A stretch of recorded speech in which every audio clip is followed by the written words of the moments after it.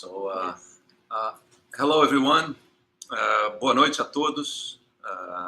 Buenas noches a todos. In French, Edmé? Bonne soirée. Bonne soirée. Yes. So, we're here with Chris Evert at the Evert Academy, and we're going to do a live chat with her.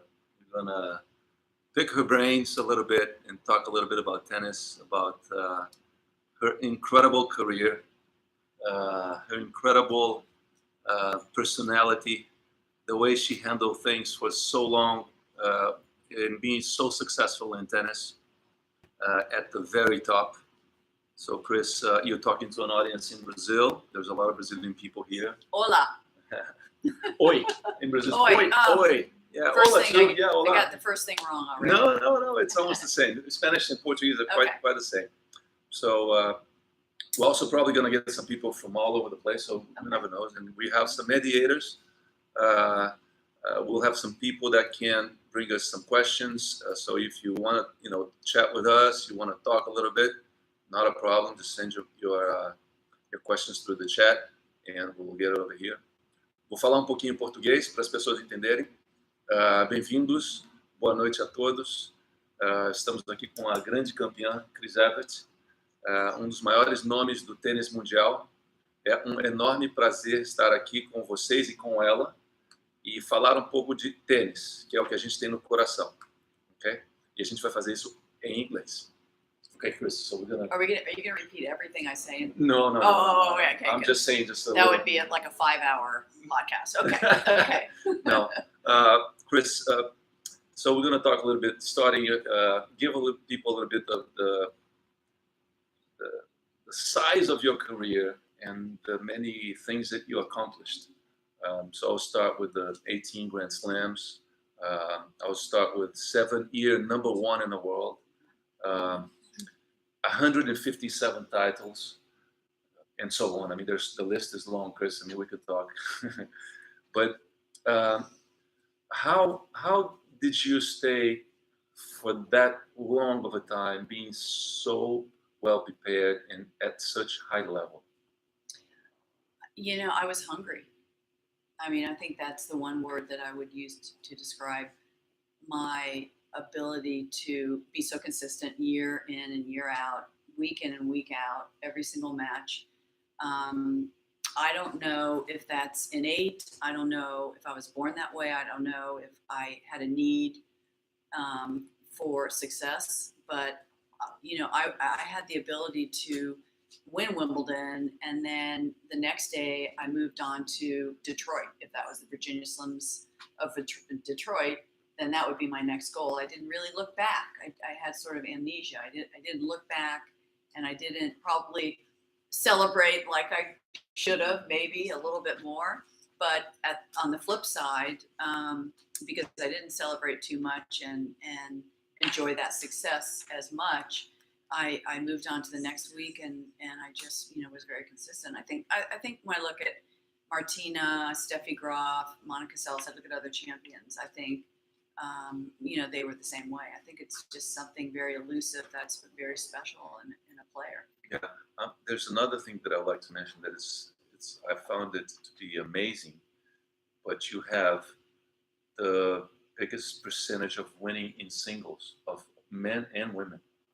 So you have it's 89.97, so it's basically 90% of winning percentage in all matches, and actually 95% on clay. So which means people, every time she walked on the court, every 10 matches, she won 9. So and on clay is 9.5. So it wasn't. I mean, it's just such a number that people don't realize. Now, even myself, I played on tour. I'm involved, and I'm so amazed. I mean, I know girls that played against you, and they had a hard time winning games, and that showed your mental toughness. That's another trait that you also put out to the world. Yeah, I mean, I didn't have a lot of ups and downs in my career. I mean, I was pretty steady, like my game, consistent. Right. And I had to rely on my mental strength and focus because I wasn't as gifted naturally, physically, as a lot of my opponents and a lot of the players in my era, like a Martina, like a Steffi, like a Hanna Manlikova. You know, they were wonderful, wonderful athletes, and they moved better than I did. They were stronger than I was. They could, you know, overpower me at times. So I had to have something to sort of compensate with that. And that was basically, number one, a game style that was very much a counter puncher, very much aggressive from the baseline, no mistakes, no enforced errors, focusing in on every point like it was match point. And, you know, that was my strength. My strength was the mental part of the game. And again, you know, I think that made up for the lack of the great physicalities that other players did have. And we see nowadays a lot of players having to deal with the pressure, you know. How did you deal with pressure? You know, I think what helped me deal with pressure was the fact that I played a lot of junior tournaments, and I felt like at a young age I had to deal with playing my peers and playing girls my own age. Like when I was in 10 and unders, I played 10-year-olds. When I was in 12 and unders, I played 12-year-olds. And I had to play my best friend, and I had to play my sister, and I had to, you know, that to me was tremendous pressure. Once I joined the tour, remember, I was 15, 16 years old when I started playing women's tournaments. I felt no pressure whatsoever, because I was playing 25, 30-year-old women. I had time on my side. They didn't. And so I think that because I competed as a young player, I got used to the pressure. And again, I really sort of developed and learned to be very measured, to be very calm, not to be dramatic out there, not to be emotional out there. And it's also my personality. I'm not up and down. I don't have big highs and low lows. You know, I'm just not that kind of a person. I'm pretty consistent and pretty balanced. I heard once you say pressure is something you put on yourself. Yeah. And that's so true. I remember Dennis Ralston was coaching me in my career. And I remember walking out the U.S. Open, and, you know, there's 20,000 people in the stands. And I remember walking out and telling him, I'm so nervous. And he looked at me and he said, Chrissy, he goes, let me put this in perspective. 20,000 people are going to watch you. And then after the match is over, they're going to forget about you. They're going to go home to their own lives and cook dinner and go to work the next day. And you're not a part of their life, okay? They're going for an hour of entertainment, okay? So pressure is only what you put on yourself. Nobody else in the stands is putting pressure on you. You're putting it on yourself, okay? So I woke up to that idea of that, you know, it's all the picture in my mind was really how I was going to deal with the pressure. That's unreal. And this makes sense, right? Yeah, it makes complete sense, because I mean, someone else cannot control what you feel if you don't want to feel it, right? Yeah, but so, the people are there to, you know, to cheer you on, and right. Nobody's judging you, and nobody's laughing at you, and you just go out there and play the best you can, and try to free yourself up from the pressure, because pressure will make you paralyzed sometimes, and sure. Pressure will make your feet not move, and your first serve not go in, and it can really affect your body physically. And that's why you just have to take deep breaths and stay relaxed when you're out there. That's what you used. So you play within yourself. You use breathing as a technique to get you and loose. Just keeping calm up here, and just almost telling myself, you know, it's not a big deal. One thing you said that you kept yourself in the present. You know, not letting your mind go to the future. That also helps when you're playing, right? Yeah. I'm not, you know, if I win this point, I'm gonna have match point. I'll win the tournament, whatever. Yeah, no. Yeah, you just one point at a time. And I valued every point. Like, I didn't wait till it was break point to all of a sudden go, wow, this is a big point. I better be extra alert. I mean, every 15 love point was a valuable point, because if I won that point, then I'd be up 30 love. You know, so I found reason to value every single point. This is good, because as we see a lot of people, you know, when we see matches on TV, sometimes, you know, we'll see the game going away, and then how difficult it is to get back. But if you think like that, it never goes away. That's why it's so difficult to play against you, because every beginning of the game you were there. Talking a little bit about your early days. You said, at 14 you played the first professional tournament. At 15 you started playing. I was 13 when I You were played 13? my first. I was 13. I played the Austin Smith, and my dad actually ran that tournament in Fort Lauderdale. Really? And I got to the semifinals, and I lost to Marianne Eisel, who was in the top 10 in the world at that time. And I lost her in 3 sets. And that was my defining moment that I realized that, wow, there's not that much of a difference between me and the top 10 women. I mean, at 13, I realized that. At 13. There wasn't that big of a gap. Wow. So, I mean, it's different. It's so different now. I mean, Right. it's so much, the depth is so much richer and deeper. But at that time, there weren't a lot of women athletes, period. Women athletes were not looked up to and respected. They were kind of looked down on. And there weren't a lot of tennis players, that's for sure. So, because there wasn't that much depth, the top juniors and the women pros, there wasn't that much of a gap. So how much did you have to give up in your childhood? Because, as you say, at 13 you're already playing a professional tournament and you're going to the semifinals. Yeah. And from then on, it's just basically success until you got to #1 in the world. So you didn't have a normal childhood. How was that? What did you give up? What did you focus? How did you keep yourself on track?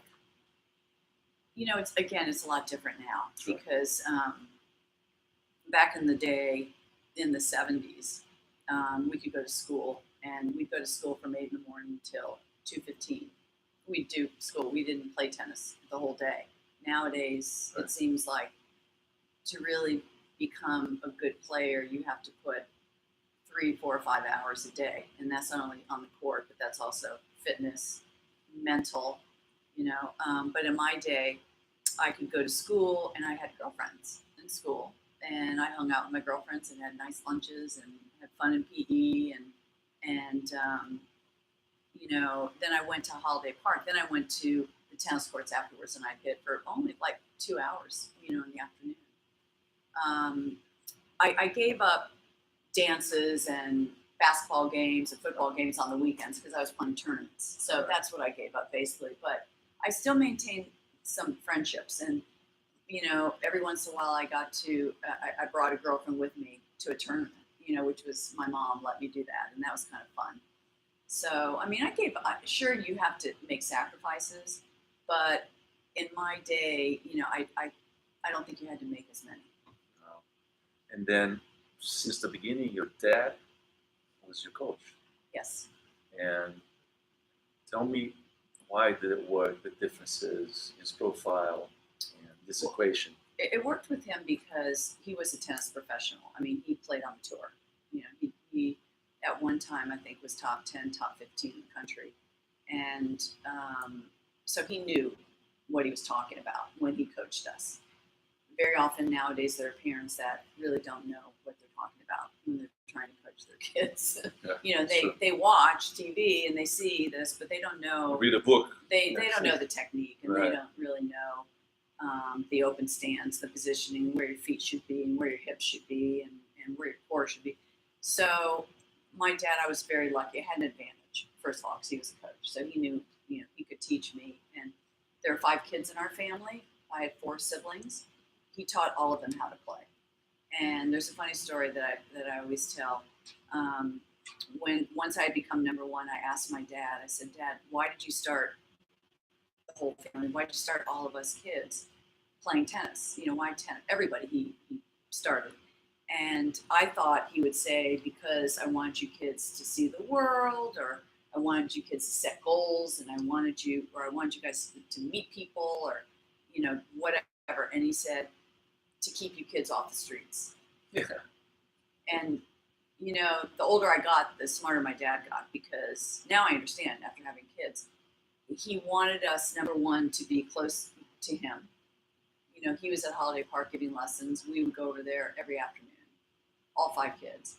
And at the same time, so he wanted to look after us. He didn't want us to have any free time, any sort of time where, we had free time where we would do, not such good things.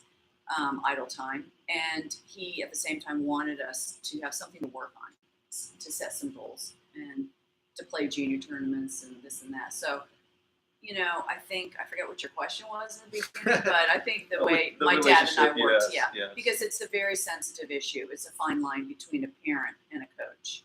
But I think he did it great. He did a great job because I always knew he still loved me as his daughter. He never got mad, ever, when I lost a match. He only got mad one time when I didn't try. That goes into a very good point, because I also have my kids that play. And the one thing I stress with them is that give your best, give it a try. I don't care if you win or lose, but just have attitude on court. So have fun. Yeah, That's the thing I also ask. Listen, you're going to have bad days where you're not playing your best. It doesn't mean you're not trying. Your kid's not trying. Sometimes the parents want it more than the kid. I think the job of the parent is to take the pressure off the kid. And not put it and on. And not put it on, right. And not put their expectations and their hopes and dreams onto the child, because they're feeling enough. They're feeling enough stress and pressure as it is. So, I was lucky because I had a mother who knew nothing about tennis, and we would be going to tournaments in the car, and we'd be playing music and singing, and she didn't know anything. So, God love her. She was the best companion to travel with because she put no pressure on me whatsoever. And my dad was only, a phone call away. So my mom was the one that traveled with me. My dad stayed home with the other kids. So your advice, let's say, to nowadays, to parents that want to really get involved, and what would you say? No pressure. I would say try to take the pressure off. Try to be encouraging. Try to give your kids, confidence, and reassure them you're going to love them no matter what, win or lose. That it is a sport. It is a game, and it is a sport. And tell them to go out and be relaxed, move their feet, be relaxed, and try to focus. Just give them one or two little positive reinforcement hints on what to do, but let the coaches do the work as far as the technique and as far as the development of the player. Yeah, I hear your brother John say a lot about the triangle, parent, player, parent, and coach. Yeah. And how that has to work. Yeah, and the parent should be inclusive. If we want here at the Evert Academy, we embrace all the parents. As you know, you're a parent of one of our students, and we want the parent to be involved very much in the conversations and the reports, and even watching and spectating the child. But at the same time, when we're teaching something, and then on the weekend the parent grabs them and says, no, you got to do it this way. That's kind of mixed signals there. That's not really good for the child. Right. And that experience that you had with your dad, the whole family, was that something that enticed you to start the Evert Tennis Academy? What is the beginning of the Evert Tennis Academy? I just want to go back and say one thing about my dad. I think because he didn't put pressure on me, that motivated me even more. And I was inspired. I wanted to do well for him too, not only for myself, but for him too. And I think that's what kids will start to feel. If they feel pressure from their parents, they might deep down inside hold that in and be a little resentful of that. And that might be a negative, but if they feel encouragement and, reinforcement from their parents, they're going to want to play for them too. That's a good message. Yeah. So in saying that, what was it? So how did the Evert Tennis Academy? Yeah. My brother John Evert bugged me, just kept bugging me for 2 years. And after I retired, about 25 years ago, he came to me and he said, let's develop an academy. He had been working at Saddlebrook. He was the director at Saddlebrook. So he had some experience in running an academy, running a program, dealing with coaches. And he said, let's do something down here in Boca, because there's nothing here. There's really nothing here. And, I think he said, I think I could run it, and I think you could finance it. Okay, John. For 2 years, I said, no, and no. And a lot of that was my dad saying, because my dad was always played it safe, and he was so conservative. He would go, I don't know about that. how much will it start? 2 million to start? I don't know about that, Chrissy. I don't, because that was my dad. He never took risks. Voila. But so finally, my agent, Bob Kane, came in from IMG and said, okay, let's start together. We didn't go 50-50. We went, the Everts went 52, IMG went 48%. Let's build an academy together, and we will help you because we believe in you and the name and John. So hence we started it. And we joined forces with Carling and Robbie Seguso at first. This is their academy back then. And we joined forces with them, and then Robbie and Carling sold their part of it to us, and we had the whole thing. But oh my gosh, I can't believe it's been 25 years. I just can't believe it. It's still new and fresh to me. We get new kids all the time. We build up the facility. The gym is better than ever, and we have another dorm now. The USTA has moved to Orlando. We have another dorm that we're trying to fill, and it's just it's great. It's great. The coaching is great, but I feel like even though it has Evert on the building, when you walk in, you better provide the best services, and because a name isn't going to make it unless you have great coaches and a great program. Yeah, and John really handpicks the coaches really well, and all the personnel and everybody. You don't stay in business for such a long time and being so successful if you're not doing something right. So I agree with you. Yeah. And this gentleman sitting right in front of us, Cassiano, has been, unbelievable as our head of fitness, and Lorenzo comes in for the mental part of it, and so we really have a well-rounded, great program with really people that are quality people. I agree. To go back to the mental part of it, we have a question from someone online on YouTube, and she's asking if you believe, Chrissy, that dealing with pressure is something that can be taught, or it's something that the kids can learn. Because sometimes we feel like some people are just good with dealing with pressure, and some others can they really learn. Well, it's just like a muscle. It's just like you're born. It's just like the physical part. You're born an extremely gifted natural athlete, and then somebody's born not so natural. They can work at it and work at it and work at it and become a better and better athlete. And I think the same thing. I mean, for me, dealing with pressure, I think, came from my experiences as a junior, but also the way I'm wired. I'm just a calm person, so that helps. But you get highly emotional people that are trying to really be tough mentally and calm themselves down and not get flustered with pressure. Definitely that can be learned. I think you have to, maybe, that's what sports psychologists are for. Maybe invest in talking to somebody about it that's an expert at it. And there's so many great ones out there, and so many sports psychologists now are in tennis working with players. But you can definitely work on that and improve. For sure. Yeah. And Ricardo, along with that, I have a question from one of our Brazilian colleagues asking which mental aspect would you consider more important, and how to build that up, how to train that also. Which mental aspect of the game? Wow, that's a very good question. Easy question. Huh? It's easy. Well, I mean, the first thing that came to mind was having a bad temper, kind of getting emotional, getting flustered. I always tell the pupils, the kids here, when I see that happening, I always tell them, take the emotion out of your tennis right now. Because when you get so flustered and emotional, it stops the brain and you stop thinking. And you want to have a mind, you want to have a thinking mind, because you have to solve problems out on the court. And you have to, that takes a lot of thought. Okay, that doesn't necessarily take emotions, it takes thought. So very, very often emotions can, again, block you from playing your best block you from thinking the best that you can think as a competitor, clearly as a competitor. So I would say that. I would say the temperament, staying calm. You lose your focus when you're emotional.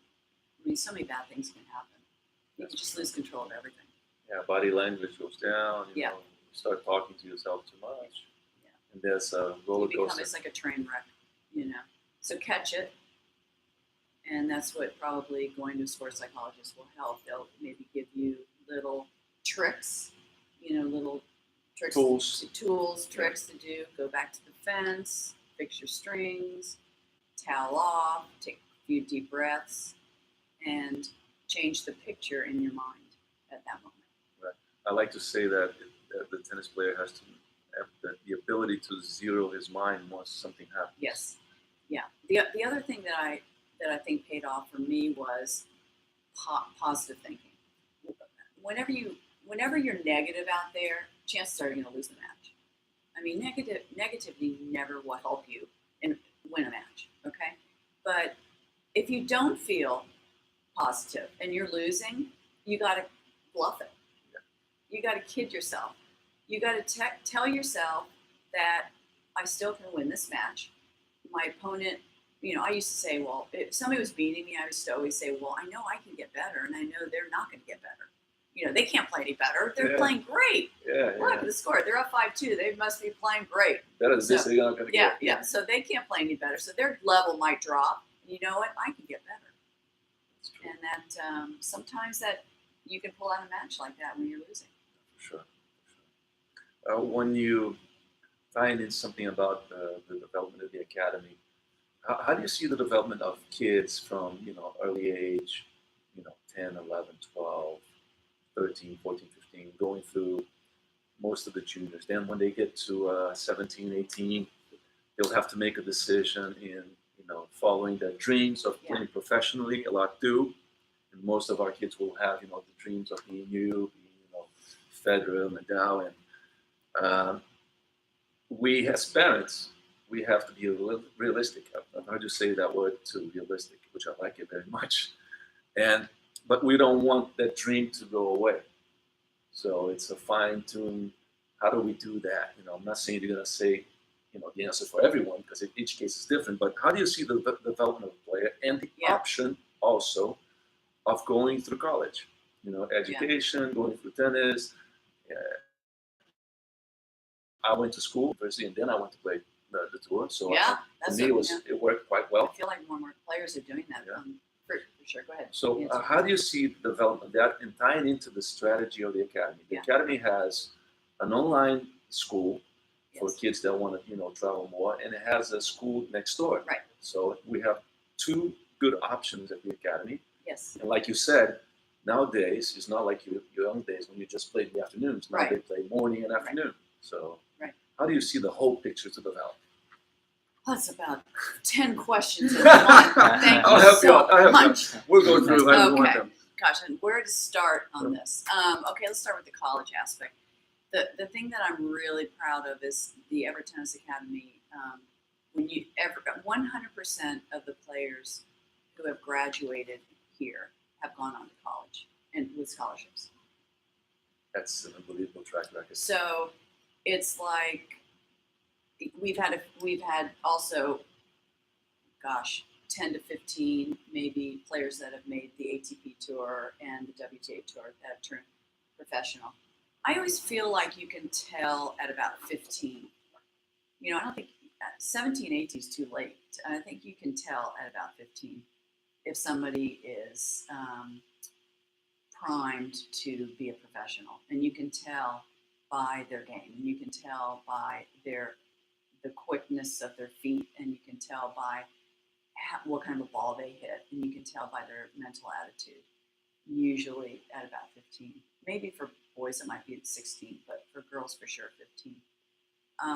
And that's an interesting question too, because my sister Jeannie and I were on the tour. I was number 1, Jeannie was top 10, and my other 3 siblings went to college on a tennis scholarship.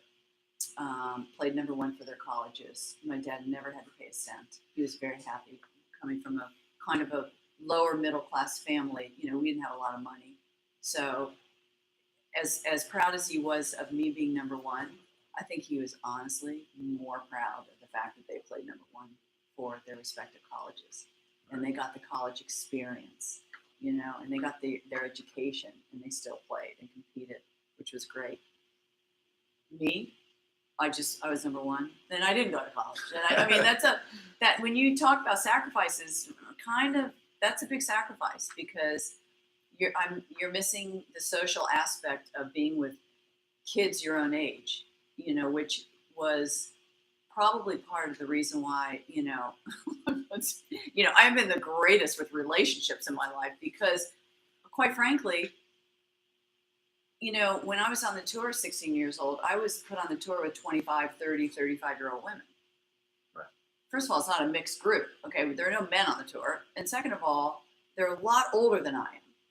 And I didn't, you know, have that college experience. I think that really helps you prepare for life later on in life. And it helps you with relationships with people your own age, you know, which I really maybe didn't have as well. So getting back to this, enough about me. Now getting back to the colleges.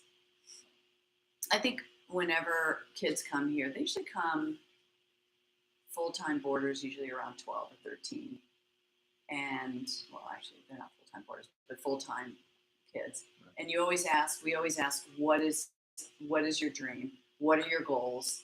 We ask two questions. What are your goals, and what kind of style do you have? Because we want to hear from them, how they view themselves, what kind of style. And it's so cute to hear the answers, because they're all aggressive. You know, I'm an aggressive baseliner. I can volley. I'm an aggressive serve volley. You know, they're all aggressive. You never hear, oh, well, I'm a counter puncher. Yeah. Well, Andre Agassi was one of the greatest counter punchers. So, I mean, it's like a dirty word, you know, because it's all about power, you know, so everybody's aggressive. So we ask them about their style, and we ask them about their dreams, and they all want to go on the tour and play. And some of them want to be number one. I want to be on the tour. I want to be a pro. I want to be number one. It's like, great. We love it. You know, we love it. We might look at them and go, oh, it's going to be a tough. We're going to have to work. A big challenge. Ask, you know, big challenge. And we know it, but you know what? That's their dream. And we just say, well, we're going to help you become the player you want to become, the player you dream about, the best you can be. Because that's all that we can really do. You know, we can't make anybody into a Serena, you know, but we can make you be the best you can be. So, but they come here, and then as they play tournaments, they get a little older and they grow, and some of them don't grow as much. Some of them are shorter. Some of them, you know, might be stocky. Some of them, you know, as they develop, you can kind of see where they're headed. And again, you know, they all compete in nationals. They all compete in big tournaments, international tournaments as well. But then you get to a point where you have to make a decision, like you said, you know, pro or college. And 90 to 95% of them end up going to really good colleges and playing. But by that time, they're so happy and they're so proud of themselves, right? And they get a free ride for 4 years at a great college, great education. So it's been more than worth it for them. Not just for them, but I think for the families too. Like For you the said, families, yeah. you know, it's The parents are beaming too, because they don't have to pay the $200,000 or whatever. Yeah. You know, they're happy because but they invested in us right. to help them reach that goal. It's kind of a return of investment. Yes, you're it talking is. like that. So it's basically you come here, you train, and you Yeah. position yourself a little bit better. Yeah. When university comes. And these kids, I have to say, and I tell them every year when I talk at orientation, I tell them, you know, it's a joy for me to come here and mentor and coach these kids, because you can see at 12, 13, 14 years old, they're living the life of an adult. They have responsibility, they have accountability, they have discipline, they have to monitor their time, they have to take care of their bodies, you know, they have to watch what they eat. I mean, it's unbelievable how they mature and how they change when they're here. And then when they go off to college, they all come back and say, piece of cake, you know, because they've had such a disciplined life here at the Tennis Academy. Right.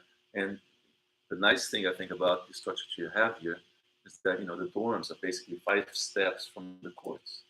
Yeah. You know, so you basically go back to your room, come back in. The Yeah. school is, you know, either online on site upstairs, or it's across the street. across the street. Right. So it's a prep school. If they want to go to a school that has the teachers, and I mean, the online isn't for everyone because you are really accountable.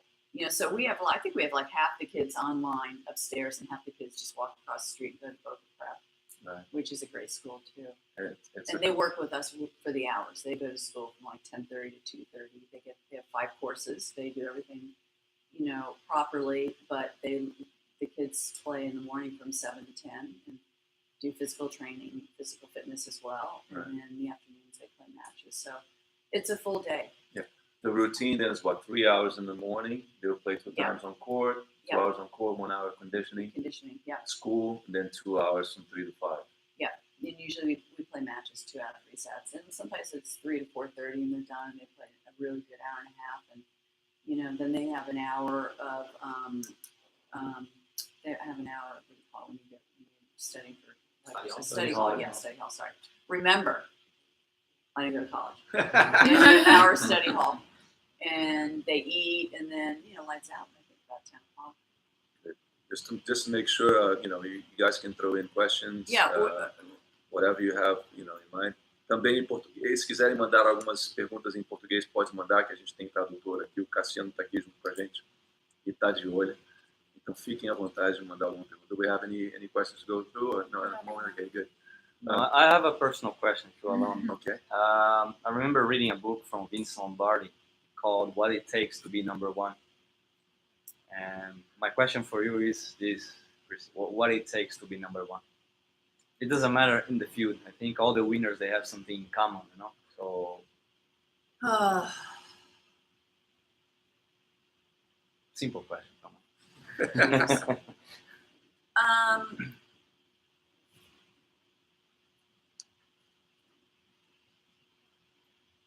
I'll put it this way: a bunch of people believe in talent, right? I think talent just. Well, I'm thinking of the mental part. Yeah. I'm thinking of the mental part because there are so many physically talented players. You know, what sets Djokovic, Nadal, and Federer? What sets them apart? What sets them apart? And it's up here, because up here can tell your body to put in that extra hour when nobody else is practicing. Put in that extra hour. Put in that extra time. This can control your body, but I almost think just resiliency. You know, just to keep taking the knocks and keep bouncing back, and not giving up. You have to be so strong in your head about, just stubborn. Like nobody's going to beat me, you know. And it has stubborn to be in a positive way. Yeah, stubborn in a positive way, but you're not going to give up any ground. I agree. The mental part has to be what differentiates the good players to the good champions. I mean, when I look at Nadal, I'm like, oh, he's just unbelievable mentally. How I just don't even know. Number one, he probably trains harder than anybody. I mean, just the way he plays, you can just see him in training. I mean, you just see how he practices. He puts 100% of his blood and guts and his heart into practicing, like no other player I've ever seen. And that parlays into when he plays his matches. And does anybody want it more than him? Can you tell by looking at his face? That's right. Okay, he's exceptional. There's another statistic that I saw, and when it comes to tight matches, 7-5, 7-6, him and Federer win almost 70% of the matches of those situations. Right. It's like, it comes down to that. Djokovic is a bit below, right? And then the rest drops way down. The difference is way down. So it shows us exactly what you're saying. And under those moments, they are the best, which is the nitty gritty, the the one point that makes a difference, the one bad decision that can cost you a match. Yeah, right. The So- shot making, the too. decisions, the Yeah. shot making. Am I going to go all out for this and be aggressive, or I'm going to kind of reel it in a little bit and just play within myself? I mean, the decisions you make every single point also determines if you're a champion or if you're just a great Right. player or a good player. I think that when you look at the matches and you look at how they go against each other, we're talking about Federer and Nadal and how they're going this rivalry.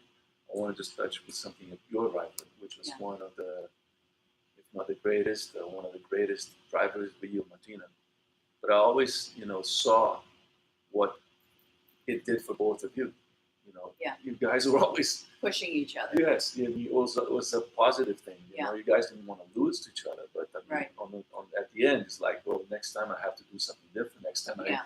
you We played each other 80 times, and I really started feeling after we started playing each other, after like 30 times, it was starting to be something special.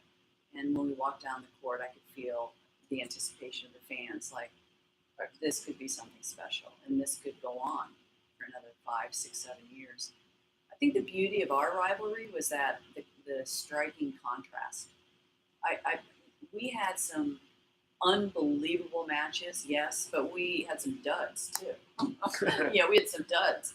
She beat me like I remember beating her love and love at Amelia Island. She beat me 1-2 at the French Open, and I mean we had some matches that weren't even close, but we did have some exciting matches. But I think the lure of that rivalry was the fact that we were so different, and we were so different. I mean, it started out with the emotional.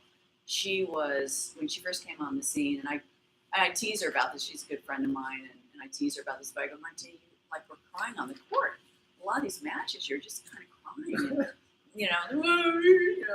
and she was this little 15, 16-year-old who came over from Czechoslovakia, a communist country at that time. And, she was emotional, and I was, I kept everything in. I was a little Miss Cucumber. So that was the first contrast. Then when you looked at our games, she was flashy and powerful and serve and volley and was just a great athlete. And I was like a baseliner and steady and consistent and mentally tough. And we were so different, and she helped me become a better athlete. And I helped her to become mentally tougher, no doubt about it. And that was the beauty of it, was the contrast. We brought our own set of fans. She brought her set, I brought my set.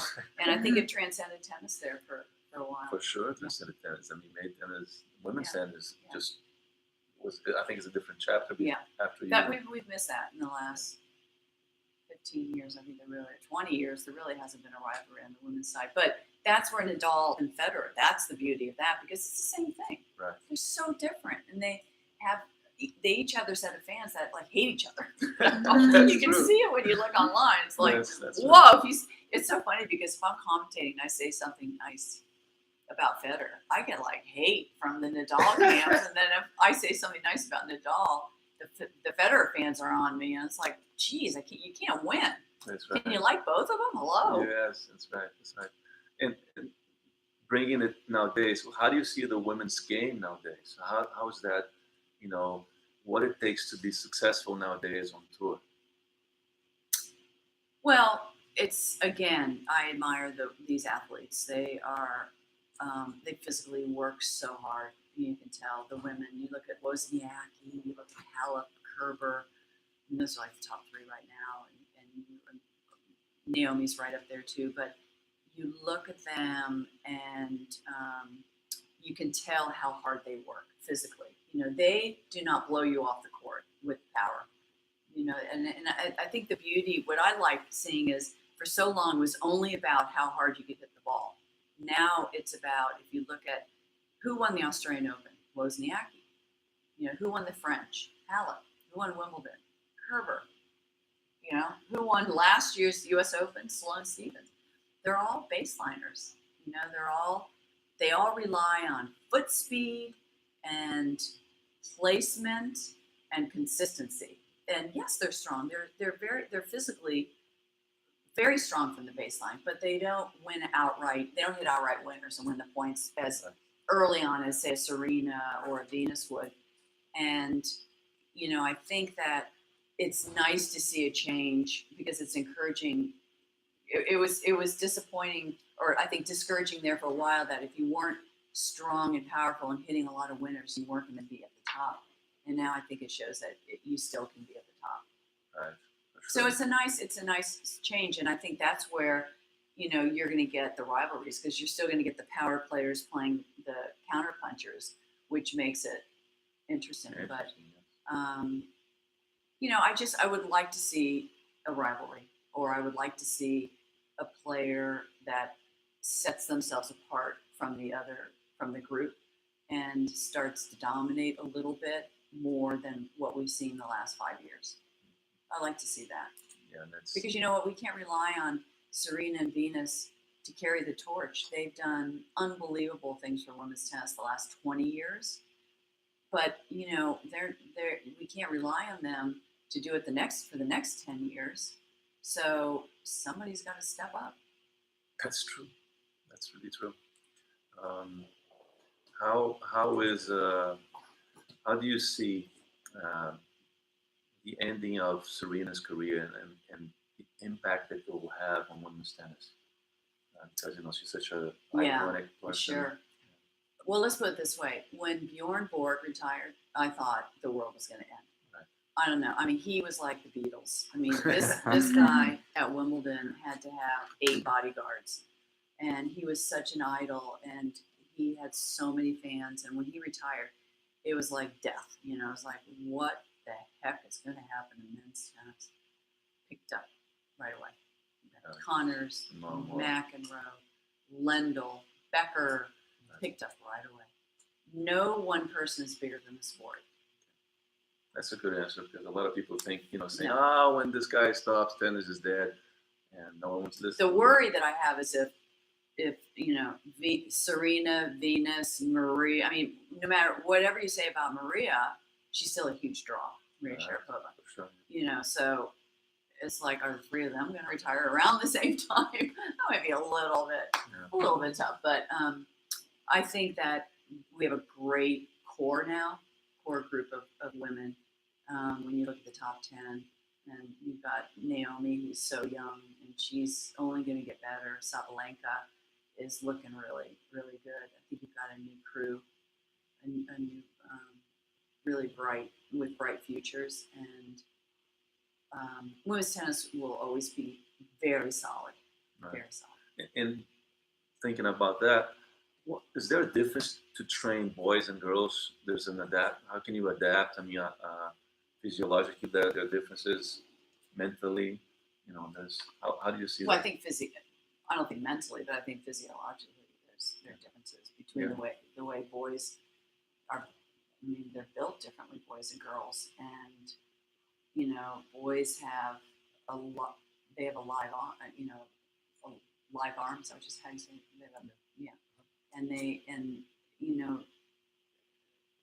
boys still do a lot of sports before when they're younger, more sports than girls do. But although girls are catching up, but they know how to throw. They know how to throw, so they're gonna have bigger serves.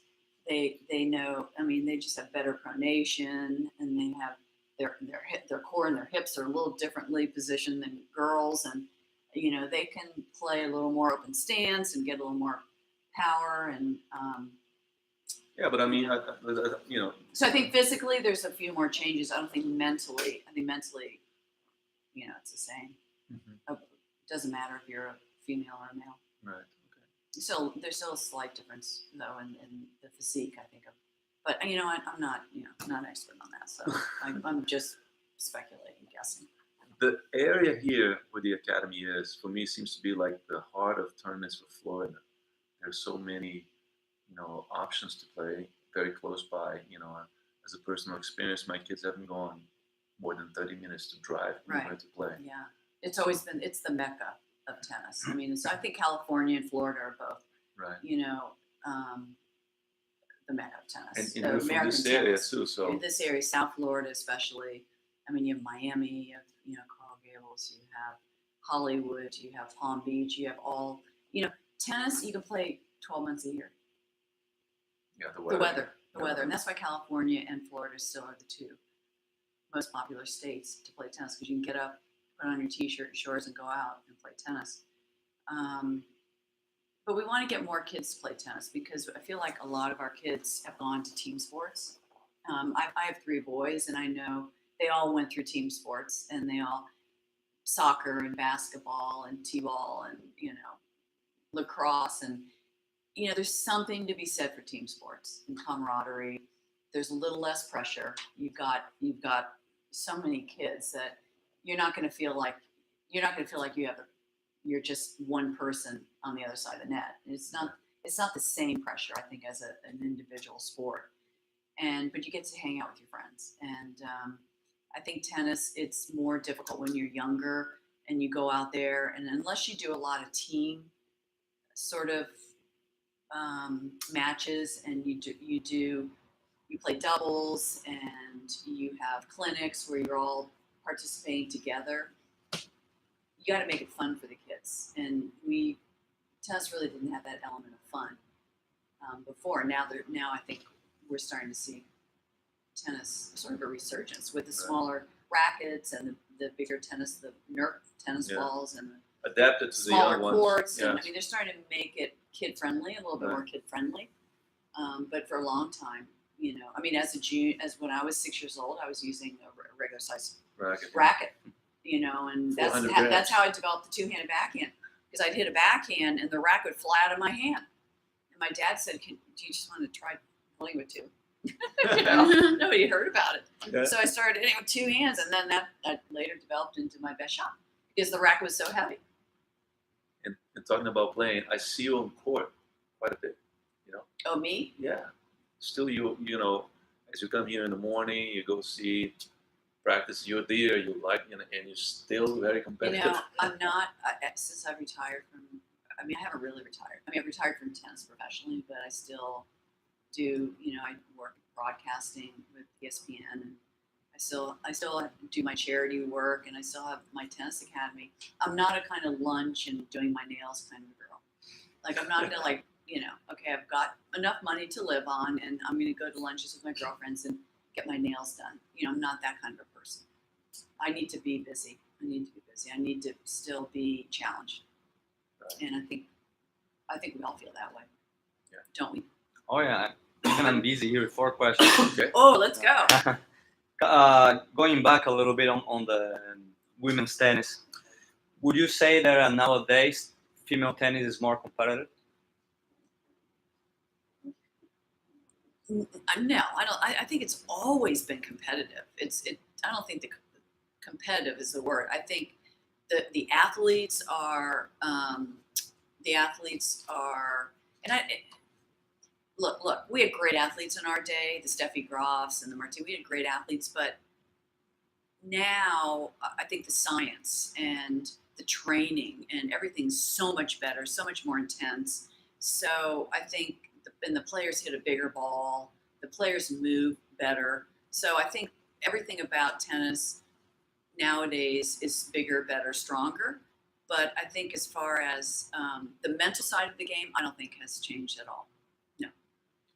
And then, if based on whatever have changed, what would you say should be developed in the new generations of tennis players? I think what is being developed now is more all-court players. And I see that happening. Before it was like, okay, let's develop a strength, and let's get, a lot of players developed a baseline game. And then when they were 16, 17, they started working on their volley a little bit. And now I see it even at our academy with these young kids, 8, 9, 10-year-olds. They're doing drills where they're hitting 2 baseline shots, hitting an approach shot coming in, volley, overhead. So I think developing an all-court game at a younger age, and I'm seeing that now with more and more young players. So I think that's a good thing. Nice. And I'm sure there's more answers to that question. Normally, at one point, everybody was saying, you have to have one big shot. No, one big shot doesn't Yeah. cut it. You have to have Right. 2 big shots, and you don't have to have a hole. Yeah. You know, you can't have like a very Yeah. weak side because Yeah. people will explore it. So, Well, I think developing the all-court game, and I also think now in the women's game, having a big serve really pays off. Whereas before, it didn't pay off as much. But I think Serena probably totally introduced that. And I think the other players saw that, wow, she's winning a lot of free points. She has such a big serve, it's the greatest of all time. I better work on that and see if I can develop a bigger serve. And it just gives you, if it's not an outright ace, it's still, you're getting weak returns, 2 or 3 shots, you know, in 2 or 3 points in a game when you're serving. So I think it used to be for the men only to have a big serve. Now I think it's translating into the women's game. yeah, and also I believe the women's game, the women return quite well. Yeah. Even more, I think some women return even more solid than the men. Yeah. So For it's sure. it's a trade that is in sure. the women's game that Yeah. you know has even stepped up. Right. I agree, and I also think the women are the off-court training. They're putting more time into the off-court training, getting stronger in their legs, in their leg strength, in the core. And I think they did a survey, they did a stat with Madison Keys was hitting harder ground strokes at Wimbledon last year than any of the men. So I will Right? tell you this. I don't know about that one, but I'll Yeah. tell you one in the French. French Open, yeah. Okay. What's her name? Ostapenko. Ostapenko. She was Who? only Ostapenko. Ostapenko, okay. She was only behind Nadal. She was like third Yeah. in Right. terms of power on Right. the forehand. She was like above Right. Murray, Okay, above but- a lot of guys. But Madison was above Everyone. everyone Yeah. at Wimbledon. At She was hitting like 70 plus per mile ground strokes consistently through the tournament, and that was better than any man. We're like, okay, it is a woman's starting to be a woman's world now. Out there. Me No. too. Okay. That's right. So yeah, for Yeah. sure, the girls are starting to hit the ball quite hard.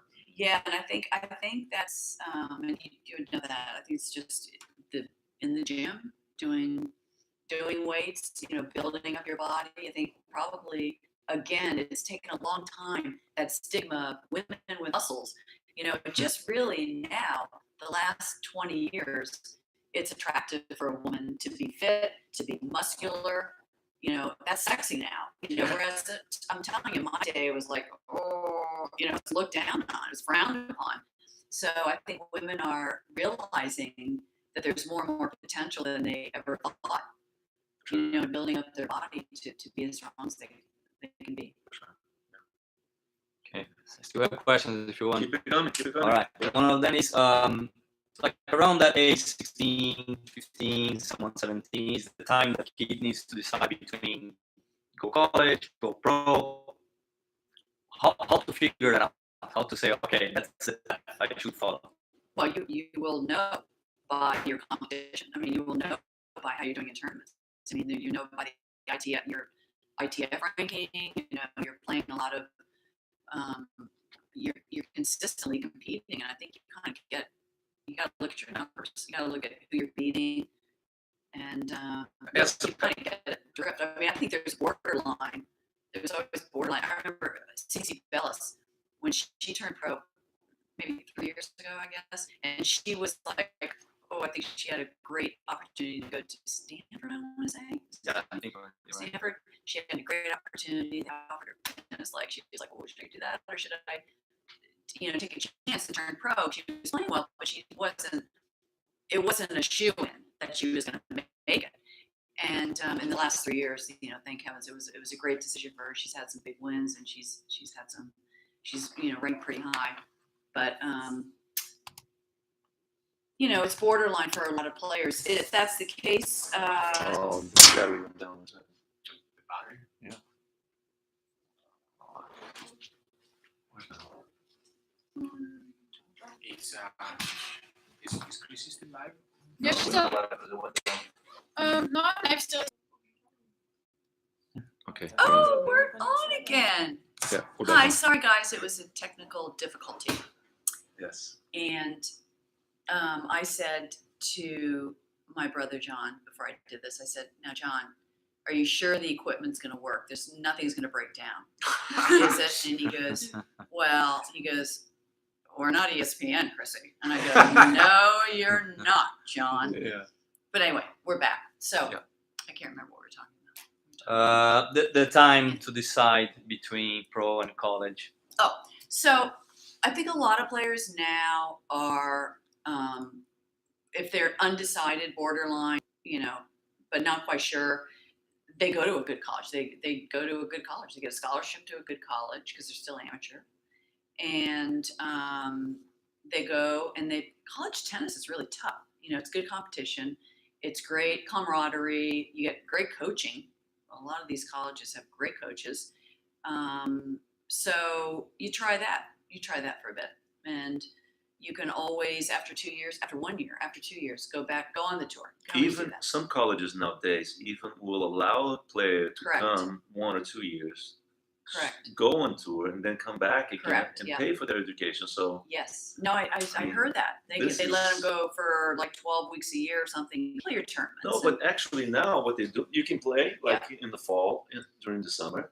But now you can go for 1 or 2 years, Right. and they say, I'm going to play pro. And you go for 3, 4, 5 years. And when you're done, the end of your education. So Right. how can you bypass on going to a great school now? Right. Unless you obviously, you make it as a top player, and, it's a different story. If you're a phenom and you're always, Exactly.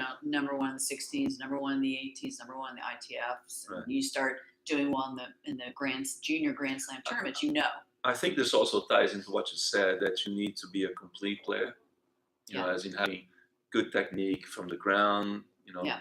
If you're not a complete player at 15, 16, 17, how can you expect to go on tour and be going on tour is, I think there's two different things. Being on tour or, or playing a lot of qualifying Exactly. and a lot of lower tier, exactly. $10,000 tournaments, you're not going to make a living. That's right. Yeah, even guys that are outside of the 150, they have a hard time. So, guys and girls. So, if you're not really making the top 100, which I think top 100 for Right. me would be at least the minimum for you to be considered, okay, I'm making money as a pro. So Right. you have to base yourself quite well. If you're not a complete player, a well-developed player Right. at that age, and you can't really hit a slice serve, or you Right. just have a flat one, or you don't know how to hit a slice, but you can't consider yourself, let's go play pro. If you can't run, if you don't have, if you can do 10 push-ups, if you can't really, run for 20 minutes, Right. then you start putting those things on the line. Say, hey, are you ready really to play pro? Because once you step on the court, you're going to be playing guys that are 25, 26, 28, 30, guys now lasting to 35, girls too. So, And also, once you turn pro, you have to give that 100% commitment, and it's hard to go back. Like, oh, this didn't work out for 3 years. Now I'll go back to college. It's a little harder psychologically to go that route versus, going to college. What happens if you're just really smart and you're doing well and you're really interested in engineering, and you could have a great job after college, and but you love to play tennis. But if you're not going to give 100% to tennis, then you shouldn't be on the tour. And to do that, you need to be also mature enough. Yeah. So it's not an easy life at all. for sure. A final question here. If you remember a match that really required a lot from you mentally. None of the matches I played. I love it when people ask me questions like that. Yeah, okay, I do have one. I was going to say, it's hard. 18 years of matches, I think they all require a lot. But 85 French Open finals, beating Martina. Because at that point, nobody ever thought I was going to win a Grand Slam. I was over the hill. I was in my last few years. I was 30 years old. Martina was dominating. Then Steffi was coming up, and Monica, and everyone kind of never thought I would win another Grand Slam. That match, I remember that match very well. I remember that. It was such a seesaw match. But I remember one game in particular. I think it was 5-all, and we were holding serve. It was 5-all, and I was serving 15-40 to Martina, and I was like, I could have started feeling like, oh, here we go again, because I was kind of on a losing streak to Martina. I lost her 13 times in a row before I beat her again. I remember that, and that was in '85. So this is the second match that I played after that streak, and I just remember. I kept telling myself, because I kept feeling dejected, and I kept feeling discouraged, and I kept feeling like she's just too good. Here we go again. I'm going to lose again to her. And I kept feeling that. And I fought with myself, like, just stay with it. Just stay with it and see what happens. Just play the points, see what happens. I pulled out that game. I won that set, lost the second set. But it was such a seesaw match. I think the third set was like 8-6, and I won that. But I had I'd lost her 13 times in a row before that. And I had no comp. I walked down the court through those 13 times and pretty much knew with a sinking feeling that I was going to lose, because she was so good. That was her 2.5 years of dominating. Like, I've never seen anybody do that the way she did it. You know, and I have to kind of throw kudos to her and Steffi Graf, because, you know, this greatest of all time is kind of annoying. You know, I think Serena is the greatest of all time. If you're looking at a tennis player now, coming up from all the other generations, the different training, you know, the athleticism that she has, the power that she has, she's definitely the best. But you're as good as your competition, and you're as good as what information is out there. That's true. And when I look at Steffi and Martina, they were unbelievable. I put them right up there with her. Yeah, for sure. And what? Do we have any more questions? No, I have a question then. And this goes back to the beginning when I said you won so much. You lost very few matches. How did you deal with? Horrible. No, I would cry in the shower. I mean, I would be like stoic when I walked off the court. You know, because my dad at a young age told me, when I was at a young age, told me not to show your opponent that you're upset. So that's kind of how that Ice Maiden thing came up. But I'd be fine when I got off the court and with the press, and then go in the shower and bawl my eyes out. And I remember I lost to Virginia Wade at Wimbledon.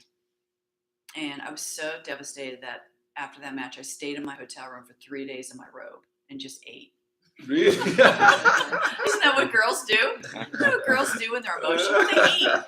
I was a girl. I was a young woman, but I just stayed in my robe and ate and just was depressed and, you know, felt sorry for myself. Wow. So, I mean, I didn't take my losses very well, but I think that was sort of ammunition for me to win. Right, that's That was ammunition for me to win. I think if I took my losses, people that take their losses too well, and it doesn't bother them that much, I kind of wonder if they really have that, right. You know. And plus, did you also try to find a way to gain something from the loss? Well, I did try to learn from my losses. Like, if I lost to Tracy Austin or something, I would, you know, go back to the drawing board and. You have to think about the people that beat you, because yeah, there's so many. Well, so little. Let me think. Now this is another story that Tracy's probably sick of me telling this story. But Tracy, you know, at 16 won the U.S. Open and beat me, and at 18 won the U.S. Open. She beat me 5 times in a row. I was like number 1 in the world, but this Tracy Austin came along, who was, in my mind, kind of a little bit better version of me, and that she was, you know, she's starting to hit the ball harder than I was. She was consistent. She was hungry. She didn't miss. And I remember I lost her 5 times in a row, and I had to play her at the U.S. Open.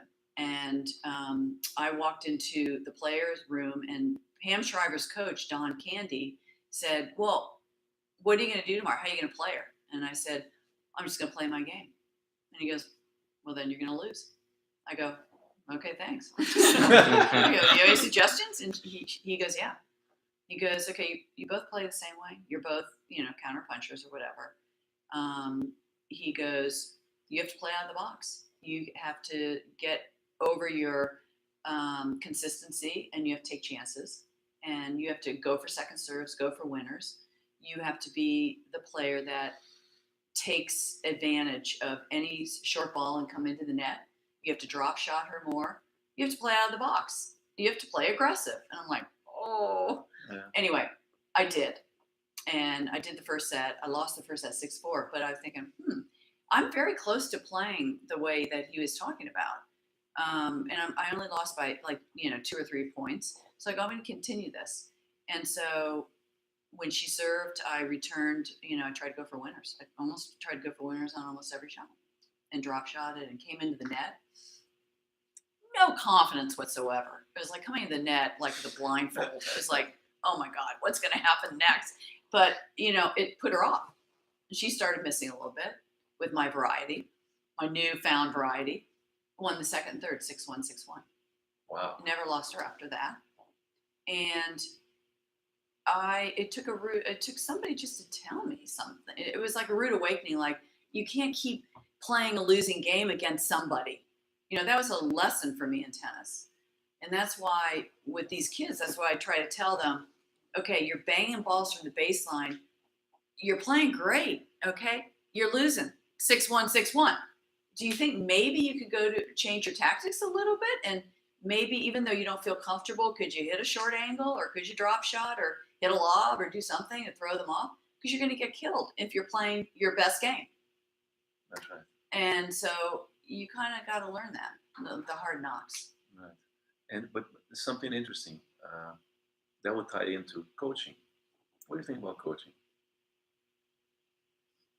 Oh, you don't like it. I have a question for you about I'm coaching too, but really it's on more. the fence with that one, boy. You were number one in the world, and you were willing to listen to someone, be humble, and how sometimes players these days can see they have a hard time listening to coaches who have so much experience, way more than them. And how can you, I would say, as a coach, get to those kids and make them listen sometimes, and understand how important it is to be humble and listen to people. Some things can trigger. Was that a question that somebody asked? No, that was me. Sorry. I apologize. Thank God I don't have to answer that one. I'll talk to you later. Okay, when I give you your salary. Okay, so Ed may worse for us. Listen, there's a lot of friction between coaches and players. There's no doubt about it. There's a lot I'm of not friction. going on that. No, route I'm just answering her. But what you were talking about, the coaching? Yeah. Okay, that coaching is tough. Look, I'll go along with what's the best thing for the sport and what's the most progressive thing for the sport. And if it brings more kids, more spectators in, then I'm all for changing the rules.